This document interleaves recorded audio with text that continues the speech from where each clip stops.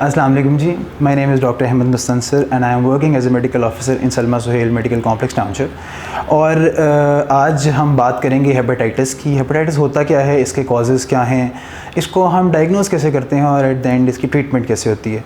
तो आज अगर आप इन सारी चीज़ों के बारे में जानना चाहते हैं तो वीडियो को एंड तक देखें। इलाज मौलजा के यूट्यूब चैनल को सब्सक्राइब करें और बेल के आइकन को प्रेस करें।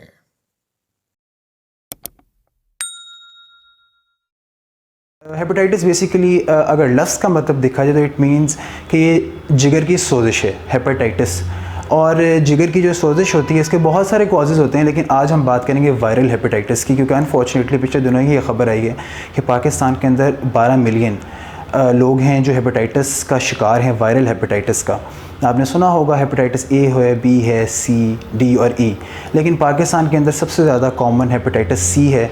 हर साल पाकिस्तान के अंदर तकरीबन 1.5 लाख लोग इस मर्ज़ का शिकार होते हैं और इसको साइलेंट किलर कहा जाता है। साइलेंट किलर इसलिए कि इसके जो सिम्टम्स हैं वो बेसिकली बहुत स्लोली प्रोग्रेस करते हैं, और जब तक इंसान की तशख़ीस होती है तब तक काफ़ी लिवर डैमेज हो चुका होता है, सुकड़ जाता है, जिसको हम अपने लफ्ज़ों में सायरोसिस कहते हैं। Let's start with hepatitis A. Hepatitis A is basically a condition जो कि हेपेटाइटिस ए वायरस कॉज करता है, और ये एक बिल्कुल बिनाइन कंडीशन है। बिनाइन से मतलब ये आराम से ट्रीट हो जाती है।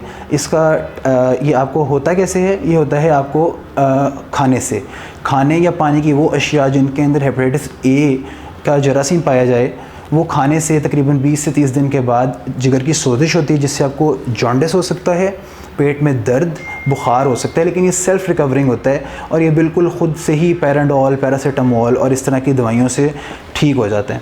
लेकिन अब हम बात करेंगे उन हेपेटाइटिस की टाइप्स की जो ख़तरनाक हैं और मोज़ी यानी जानलेवा साबित हो सकते हैं। तो उसमें आते हैं 2 हेपेटाइटिस, हेपेटाइटिस बी और हेपेटाइटिस सी।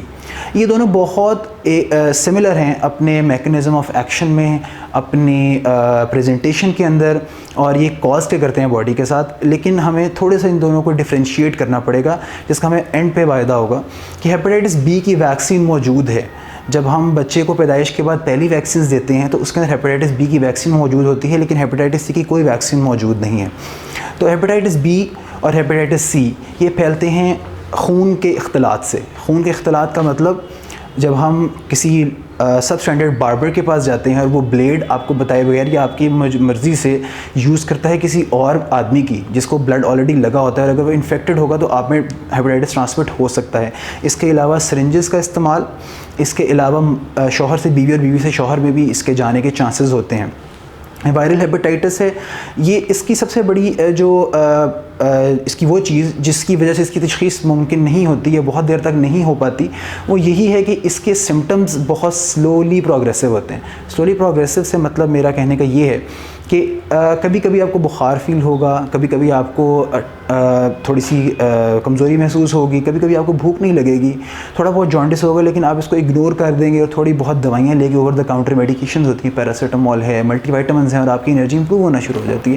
लेकिन बाय द टाइम कि ये इंक्रीज़ होता है, लिवर डैमेज बढ़ता है, बॉडी को प्रॉब्लम्स होना शुरू होते हैं, बहुत ज़्यादा वज़न कम होना शुरू होता है, तो फिर हम मेडिकल केयर की तरफ जाते हैं। वहाँ पर हमारे टेस्ट्स होते हैं जिसके अंदर लिवर फंक्शन टेस्ट्स हैं, और इसके अलावा PCR होते हैं, PCR फॉर वायरस। जैसे आपने कभी सुना होगा कि कोविड का PCR होता है, बहुत सारे लोगों ने कोविड का PCR बेसिकली सुना ही अब था, लेकिन मेडिकल साइंस हेपेटाइटिस बी और हेपेटाइटिस सी को डायग्नोस करने के लिए PCR बहुत देर से यूज़ कर रही है। तो PCR टेस्ट होते हैं जिससे हम पता चलता है कि पेशेंट को हेपेटाइटिस बी और हेपेटाइटिस सी है। तो बी की तो वैक्सीन आ गई, सी की कोई वैक्सीन नहीं है। इसका मतलब है कि बी अगर हो भी जाए तो बी अगर हो जाए तो उसकी वैक्सीन है, तो बॉडी कोई ना कोई इम्यून सिस्टम का रिस्पांस दे सकती है, लेकिन सी में कोई इम्यून सिस्टम का रिस्पांस नहीं होता। एनीवेज़ ये दोनों वायरसेस के जो हेपेटाइटिस हैं वो ट्रीटेबल हैं। इंटरफेरॉन के नाम से मेडिकेशंस आती हैं, राइबावायरिन आती है, government of Pakistan, government of Punjab के स्पेशल सेल्स हैं जो इसको ट्रीट करते हैं, सब्सिडाइज मेडिसिन मौजूद हैं। तो at the end of the day the take home message is please do not eat substandard food. बाहर के खाने पे एहतियात करें, ख़ासतौर पे ऐसी जगह जहाँ पे आपको क्वालिटी का ख़दशा हो। ब्लड वाली नीडल्स, बार्बर के पास जाने से एहतियात करें, और प्लीज़ अपनी जनरल हेल्थ स्क्रीनिंग कराएं।